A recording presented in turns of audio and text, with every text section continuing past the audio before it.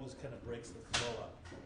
So now these 800-footers, you still don't have like video where it just runs forever, but Right. if you want to stay in film like we do, this is a great advance. Balance is important.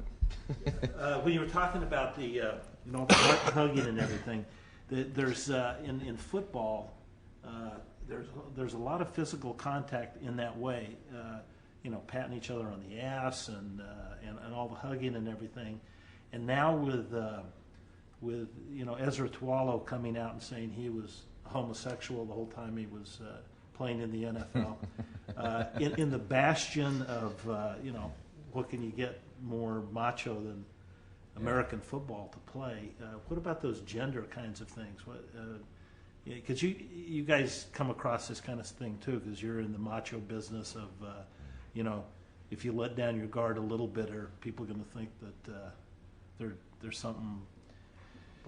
Yeah. But in football, it's sort of an interesting question, a little disturbing, and something that nobody's talked about much. But I just thought you might have a feeling about what that represents. Oh man. Well, I know that our choice of careers is it revolves a lot around machoism and machismo and all of that, and there's a lot of goodness that comes from that. There's a lot of pride. There's a lot of I don't know. It's more of a courageous feel, when you're on stage, especially going to a place like this,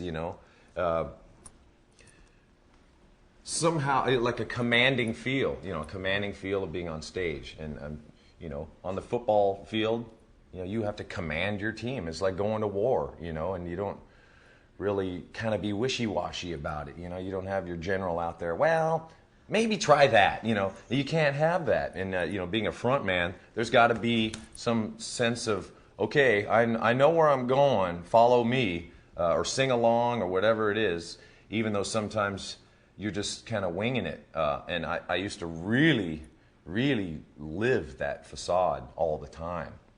And I know I don't have to. I've discovered that I've got some of those qualities, and I don't have to fake them. That you can kind of trust in whatever higher power or whatever thing that inspires me.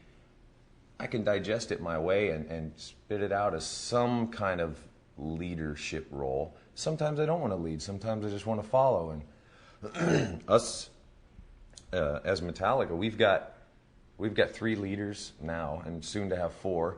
In different ways, and everyone has their role as their leader, and sometimes they're not as good at it as they want to be, and we have to support them. And I'm sure in a football team is the same way. You rally around the family. You help the guys who are down. And as soon as there's mutiny, it's kind of over. As far as the homosexual issue, I really don't know what to say about that.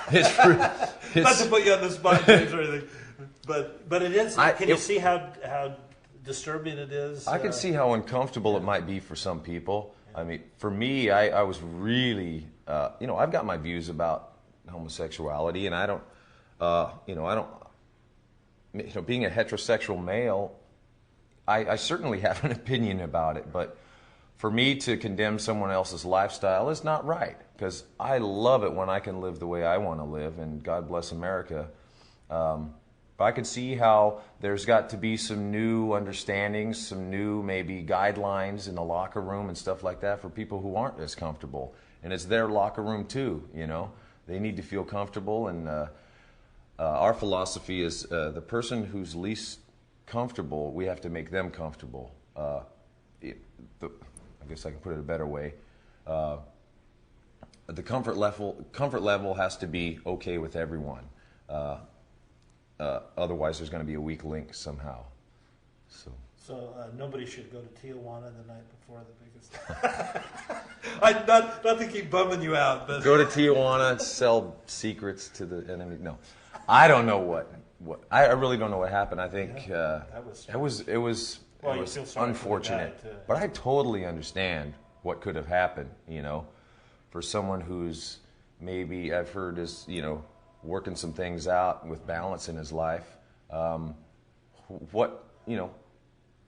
most inopportune time to have some kind of lapse, but it totally makes sense. It's like the most important time in your life, the most important game, and how you can really just freak yourself out. And I've done that in my head plenty of times before major festivals or something. You know, you wind yourself up, but as soon as you get out there, it's just like another game, even though it isn't. It's another gig, and you know, you go into that what you do best mode, you know, and you trust your skills. They could have gotten him through that little crisis period without, you know, the problem that they did have. Once he got to the field, he would have been fine. I think so, and it takes your teammates, your bandmates, to see when there's problems arising within other people, you know, and don't be afraid of that, you know, because the person who's having the problem is afraid of it already, and they need the help. Just prime territory for freaking out. And, yeah. And especially, it seems like if there's 2 weeks, things even out a little bit more. But that 1 week is like you go from the championship game, and you're put in these strange situations and an environment that you can't even explain to somebody what it is until they're in the middle of it. So yeah, it's hard to fathom the pressure that's put on. All right, let's look at the guitar roll. room. Okay.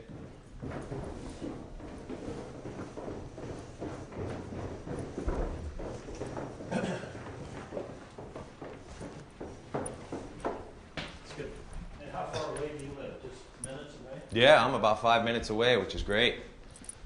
Just hop on the motorcycle or whichever car I choose. Yeah, what cycle? Somebody said you had a great cycle. I rode the Triumph today. It's down the hallway here. Yeah, let's take a look at that. Okay. Well, here's the get it all out thing. You know, we used to have people's faces on them, but we got over that. You know you're cool. You know you've made it when you have your own refrigerator. But here's a bunch of album covers of albums that have inspired us also. This is kind of the hallway of inspiration, maybe. But yeah, this is my new baby. This is the Black Beauty. This is a 67 Triumph 650 TT Special. And it's fun, man. I love getting in the wind, and kind of this is therapy for me also. Besides the music, I get out on the road and just I can kind of, you could call it escaping, but it's a great way to kind of clear my head. You know, it's meditative in a way.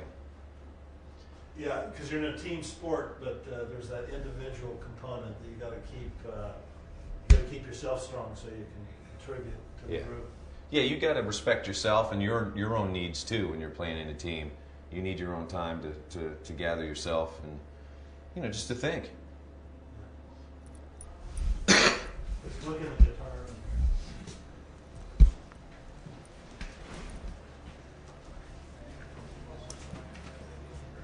Yeah, so this is like the equipment room, I guess, the equivalent of the guys who, you know, wash the gear or, you know, fix the pads and all of that stuff. This is Zach. How you doing, guys? And he's our main cat. He's been with us forever, and it really doesn't happen without Zach. We noticed that this morning. That's why we respectfully waited on the sidewalk. Oh, we're so grateful to have Zach, and he a total team player, and he makes things happen, and we love that. We don't hire people that say no. You know, they make it happen. So yeah, tuning the guitars, changing strings, getting guitars ready, fixing amps, replacing batteries and stuff. It's a never-ending thing here. Yeah, you can really relate to it on the level of moving a football team with all their gear, because it's not like basketball where you put the satin shorts and the jerseys in a bag. No, you got armor, man. You got armor to move, and we got gear. You know, these are our shields in a way. You know, our guitars. I've definitely stopped a few bottles from hitting me with my guitar. But yeah, going on tour is a whole different thing. You know, once you just look at the gear that goes into putting something together, even just like a trailer gig, you know, a flatbed gig. You know, we're playing stadiums. There's so much gear, and it's you know, it's a giant family on the road. You're moving a stadium around the country. It's amazing what can happen out there. 23 semis. Yeah, we've gone from you know, the one Winnebago to 23 semis at times, and you know, we don't need 23 semis to play a gig, that's for sure. But if you want to put on a big spectacle, it takes some people to move, you know. One of the things we're doing in this film is also talking about the language of the game, where when you're in your milieu and in your comfort zone, part of it is that you speak a language almost like a coded language. You can, you know, the football thing, the most obvious thing is, you know, the play calls, and you don't want other people to be aware of what those are. Do you guys have your own language, like a coded kind of thing that you communicate in? That's interesting. Well, there are certain words, code words for, like, well, anything, really. I'm embarrassed. Yeah. Anyway, but on stage, actually, we do have, you know, kind of signs and things. You know, you know, I'm calling to my monitor guy saying, you know, more top end, you know, in the monitors, or turn the ears up. You know, mainly pointing at Zach, you know, bass, you know, down, you know, turn the bass down, you know. That's the reason you're having a problem, you realize? So there's, you know, when there's loud music blasting, you can't just, you know. What? Yeah. Huh? You can't just mouth, you know. You got to have signals and things, because you're playing at 180 decibels or whatever it is. And, you know, yelling into the mic, hey, can you turn it down? You know, it's just not too cool in a stadium. So, yeah, there is some language. But, yeah, there's certain words that were used in the past, you know, for, you know, like whatever, posers or hangers-on or punters or, you know, Ednas or gassers with the females that hang around. And, you know, you could say stuff like that in front of, you know, family or people, and they wouldn't really know what was going on. You know, it's like, hey, get the gasser out of here, and, you know, well, gasser's a gas cooker, which is a hooker, and there's just all kinds of crazy stuff, you know. Now, what about obscenity, too? Because football is such a great hotbed of creative obscenity. You know? Creative. Yeah. You know, not you know, the obvious things, but these guys come up with, in fact, as part of this, we made a film called Autumn Ritual about 10, 15 years ago, and this is a remake of that. And we interviewed a guy who's a professor of obscenity, and he teaches at North Adams State College. No. Yeah, really. That's what he's an academic who studies the use of obscenity, and he's just like a little mousy guy with glasses. And he says, now, when you're saying cocksucker, it's obvious what you're referring to, but it's slightly different than motherfucking cocksucker, and then he's got it all analyzed. And so he's found a niche in the world, a needed niche, huh? He has, and actually, sociologically he can kind of chart where people are and professions. And he was especially impressed in professional football at how creative the cursing was. And he says that, you know, the more intense an activity, the more you have to define yourself by the words you say, and the more hurt you have to deliver with these things. You know, you can't just be garden variety street cursing. Can you, you know, and you guys obviously know how to use obscenity in a way to express yourself with your audience and everything else. Can you see a connection there with the more intense the activity, the more important obscenity and cursing is? Well, I think. Well, your guy who has studied obscenities or teaches it is pretty interesting. That I could somewhat understand that. Maybe if you could hear someone and how they use their obscenities, you could see where they are in life, maybe, or their upbringing of sorts. For us, I would think you couldn't teach obscenity. That's just obscene in a way. It's like the more creative or the more wrong it is, the better, you know. But for me, you know, I know I don't have to swear. You know, having kids now, it's really hard not to. But also it's like, you know, these are words that are just words. And if there's more, it's only a word, and what you make of that word gives it its power. Any word, like the N word, which is extremely potent to certain people, and it's only because it's taken offense at. And if you take offense at it, a lot of our fans, they know I say, hey motherfuckers, let's go, and they know I don't mean it in, hey, you just, had sex with your mother. It's not. It's just it's a slang word for gang or group of people, or it's more it's more respectful in a way. But that word is it's commanding. It's a commanding word. It's powerful. The word fuck is it's really strong and forceful, and it helps on stage to get a point across. And it's a call to action in a way. It's right. like let's, we're past that PC thing. We're into something else. And can you see that as a football player almost needs to do that, even if he's a God-fearing man and would never do that in another situation? But it brings him to a certain point to be able to do that. Well, I believe that, my higher power says, saying fuck is okay, that it's a way of explaining or expressing yourself, and he knows I'm using it in a positive way. I see that the sports figures do have to use that language as intimidation, or it's like a mental challenge, It's really trying to psych your opponent out. And, for us, it's more like psyching our fans up, But yeah, I've heard some of that stuff that players have been mic'd, and it's pretty amazing. The coaches come up with some really great stuff too. Them and the refs, man, they've got things to say to each other. The other thing this guy says is if you name someone, you own them. If you can put a stamp on them, then you come close to owning that person. That's why boxers always throw these epithets around at the weigh-in, because they want to be get the first blow in before they actually start fighting. Well, they want to have the advantage over the guy, and I can totally see that.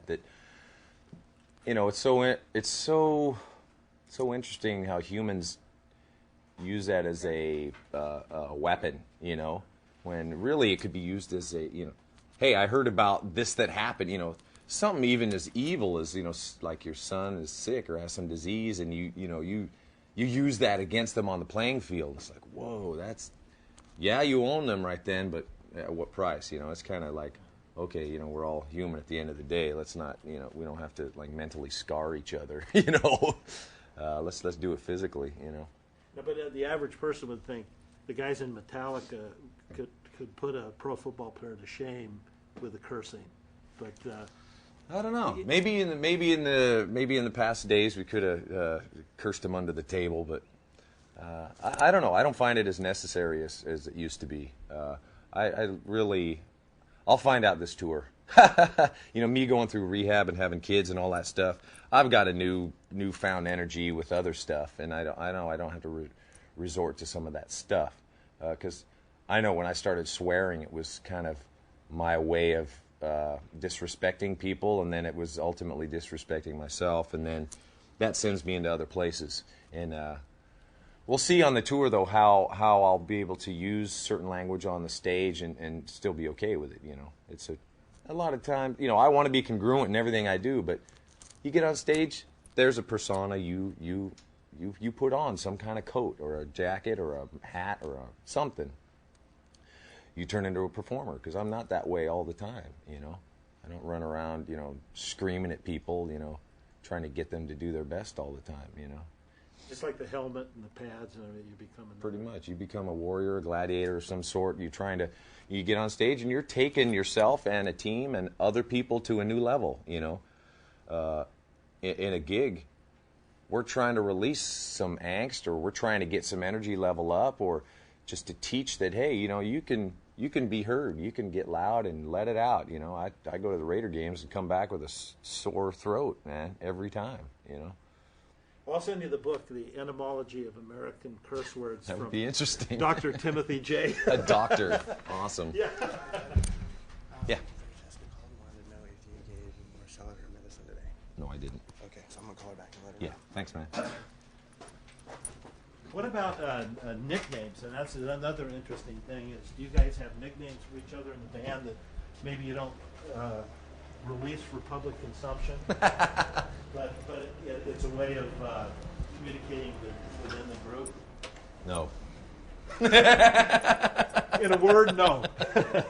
At least you're not going to tell me, right? No, there's not really. Yeah.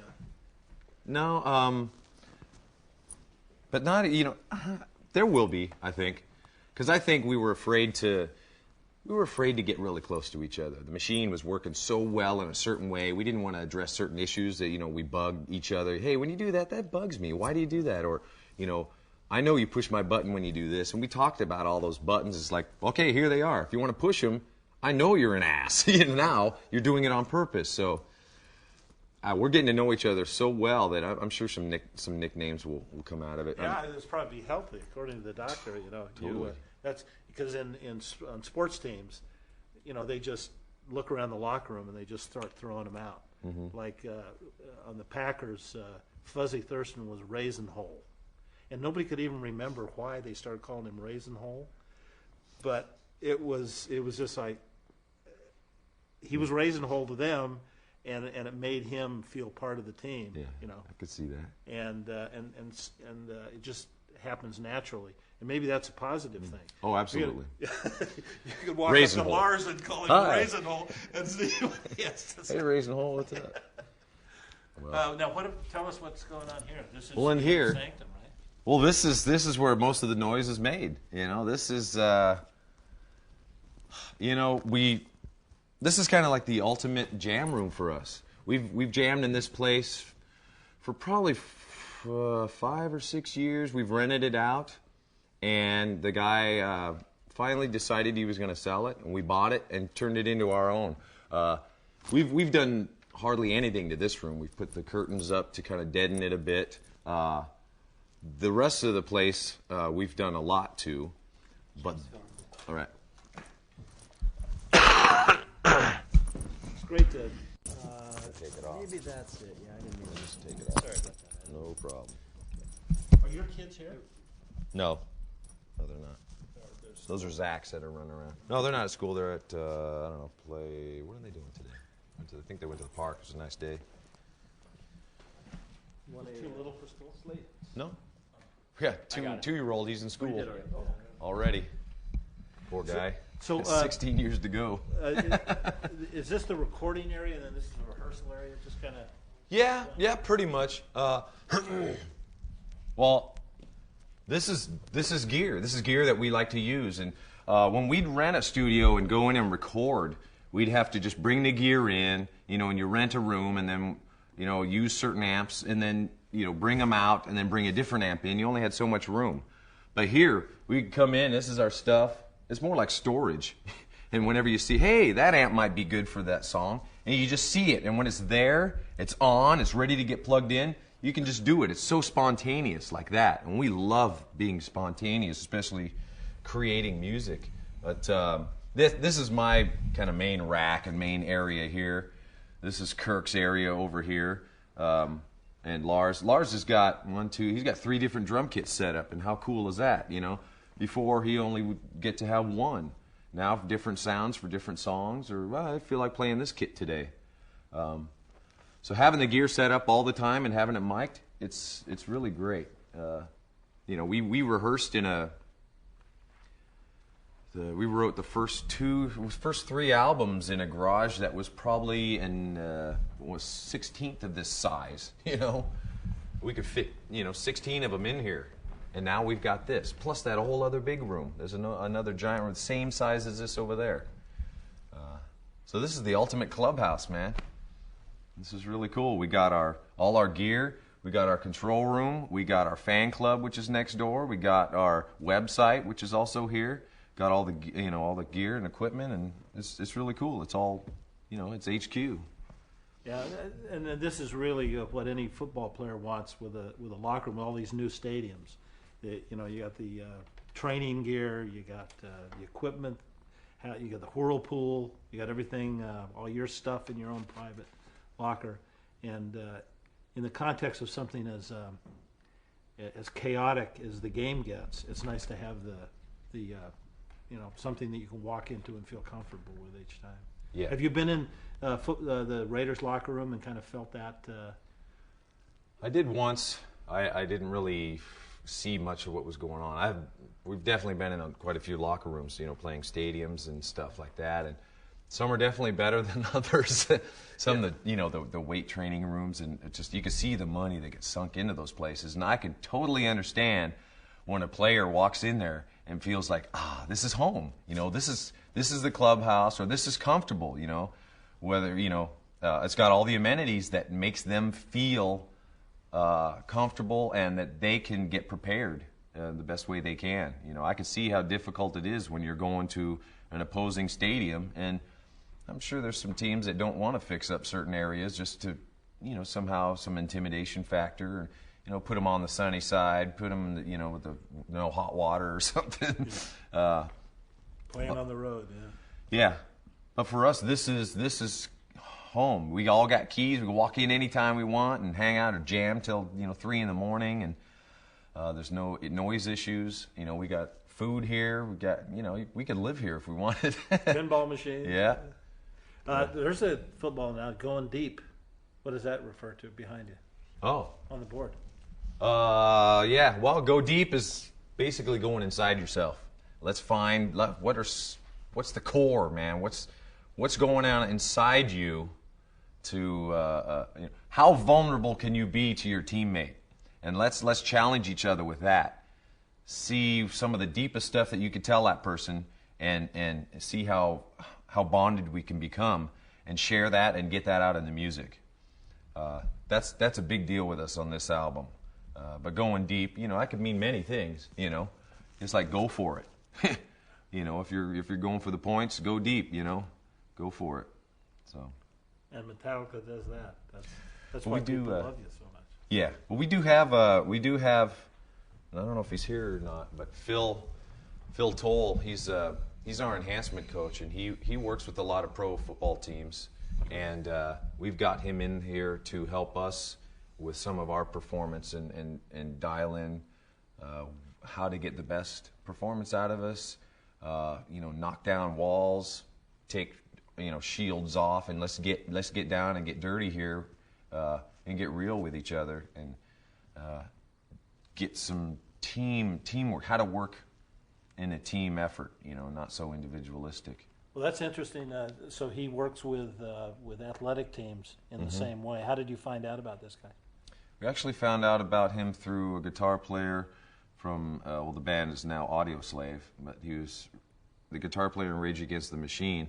Tom Morello met him at, I think it was either a baseball or football game, and Phil was explaining to him what he does, and Tom said, "Boy, we need that. We're having trouble with our singer." So, he showed up and kind of helped him through, some divorces or transitional periods, like the singer was leaving, and helped him through that, and the emotional stuff that you go through, when a team member leaves. That's pretty important to you. It's tough. You go through some grieving and all of that, and our bass player was leaving at the time, so he helped us through that and helped us gang together and get even stronger. How often do you talk to him? I mean, he's here every day. He's here every morning. It's more like he's part of the family for this record. He's helping us, whether he says a word or not, he's soaking up the vibe, and then when necessary, he says, okay, let's address this because this seems like it might be a problem here. We can do this better, and it's really cool to be challenged that way. Sometimes it's not as easy. You don't want to be challenged at certain times when you need to be, and a coach should be good at that, knowing when to push, when to pull. Has he said what's similar and what's different in working with a rock band as opposed to a football team? Or is it you're dealing with people and teamwork? I think people are people. I think he could take his technique and bring it into like CEOs and companies. It's really about working with teams or working with multiple people. It's a lot different than just you know, having your own business. It's you and the computer in your house, you know. You got to deal with other people, other personalities. You got to deal with, you know, the stuff they bring from home. And, you know, being in a band is like, and I'm sure some football players say this, like being married again, you know. Well, I'm married to 2 other guys in this band, you know. And, you know, for football players, it's, you know, 40 some odd people, 50 some odd people, and then plus all their crew and staff and all of that. You know, everyone's got to gel. Everyone's got to, and there's times when some are peaking and some aren't, and it just all evens out at the end of the day, you know. But Phil is helping us get to know ourselves so we can peak on our own, you know, and then help the team out when they're not peaking. And then you have to go to battle together. Right. Once you get all those issues worked on. Yeah, you definitely don't want to go to battle with someone who's got resentments, you know, who might stab you in the back or just, you know, and we're all guilty of that at certain times. In interviews, you say, you know, this guy, blah, blah, you know, whatever, talking about stuff that's just, you know, poking fun at your own teammates. And it's destructive, you know. It's so easy to find the bad stuff and everything, and it's a lot harder to find the positive qualities. It's getting easier, but it's helping us move on and be strong. Good. Let's go up on the stage here. We gotta, how are we doing time-wise? When do Well- we have to be done? Well, 6 minutes. In 6 minutes. If that's okay, we can go. I can tell them and say we can go to quarter after. So Okay. 20 minutes, if that's all right. Yeah. Let's do that. Let's get our. Yeah. So I'm just gonna change the lighting.